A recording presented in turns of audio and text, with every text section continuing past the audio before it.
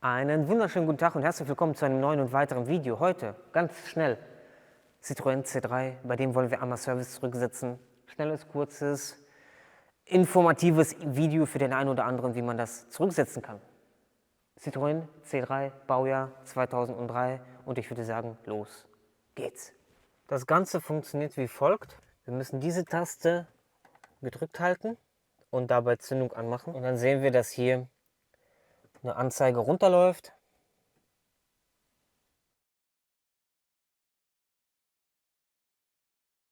Das war's schon.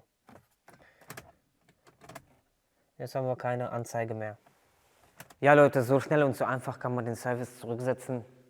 Ja, wenn euch das Video gefallen hat, lasst einen Daumen da, lasst ein Abo da. Schreibt gerne unten in die Kommentare, bei welchen Fahrzeugen wir noch Service zurücksetzen sollen.